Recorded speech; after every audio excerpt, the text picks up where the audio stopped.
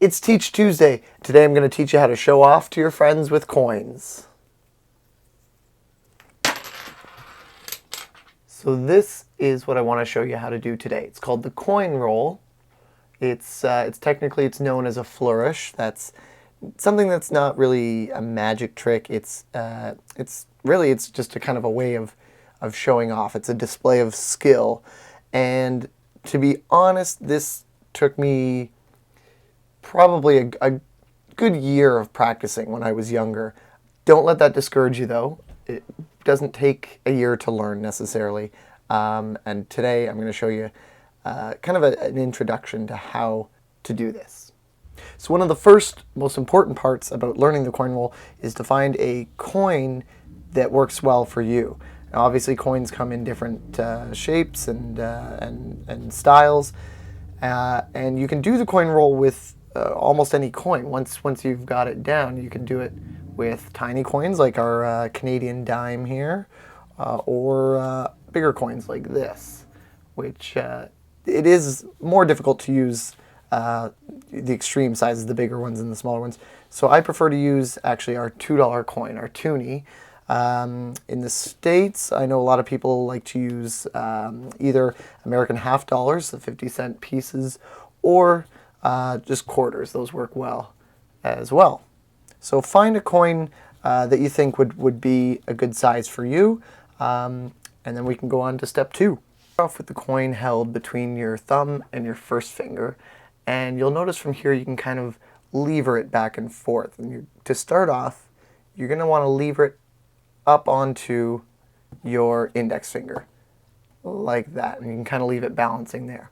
So practice that until you can get just that. It might seem simple, it might be a little tricky for you, but just get that perfected. From there, I'm going to let the coin kind of hit my middle finger as it slides over. So I'm pushing over, it's resting on top, and I'm going to give it a little push with my thumb.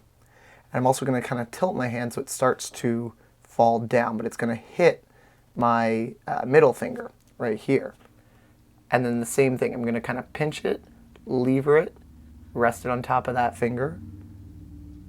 Alright, so same thing, you're going to grip it between there, kind of lever this coin up onto your middle finger, and again nudge it with your first finger. And same thing, you're just going to, it's kind of a repetition of the first step all the way down to the end. So you're going to kind of tilt your hand so it falls and it's going to hit your ring finger. You're going to grip it, lever it up onto that finger, and it's a little hard to do this in slow motion. Balance it on that finger. Same thing again, pushing it, gripping it with your pinky finger, and catching it there. Now obviously it has nowhere else to go after this, so you're going to, and this is probably the most difficult part of the whole thing, you're going to let it slowly kind of drop down between your fingers. Now from the other side, you're going to stretch your thumb over, which can be a little tricky if you're not used to it, but you're going to stretch that thumb over to the left side of the coin. You're going to grip it and then push it up back to your starting position. Again, grip it, lever it, balance, push, clip, lever, balance, push, clip, lever, balance, push, clip. And then at this point, I usually flip my hand up a little bit, make this a little easier. Let go, push, slide it back up to your starting position. So at speed, it looks like this.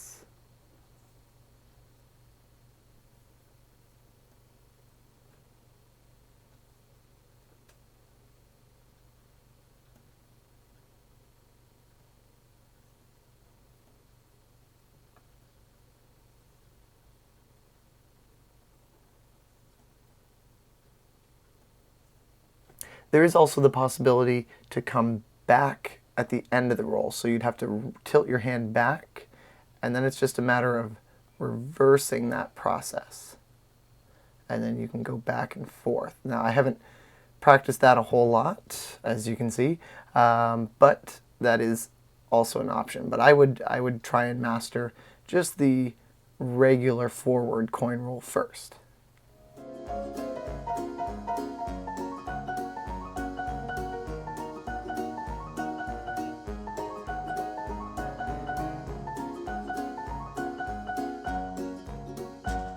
That's really all there is to it. I will say this is something that a lot of people don't get right away. It's going to take a lot of practice. You're going to drop the coin a whole lot, but slowly, when you get into that muscle memory, eventually it just becomes second nature. And I've gotten to the point now where if I've got a coin in my hand, I just kind of do this sometimes without even thinking about it.